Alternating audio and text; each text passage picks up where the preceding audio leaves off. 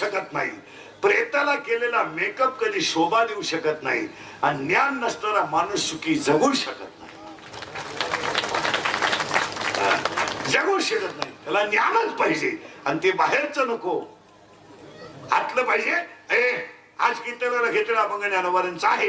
अभंगातला पहिला मुद्दा संपला. अभंगातला दुसरा मुद्दा कीर्तनाला सुरुवात झाली. कीर्तन ऐकणाऱ्याला सूचना, दरिद्रवाणी बसायचं नाही, तोंड सोडून बेडून द्यायचं नाही, दाढीला डोक्याला हात लावायचं नाही. आपल्याकडे ते दरिद्रीपणा चालत नाही. नाही तर यायचं नाही, लांब बसायचं, दुसऱ्याच्या चपला चोरायच्या घर. नको खेदा करू कोणत्या गोष्टीचा, नको खेदा करू कोणत्या गोष्टीचा.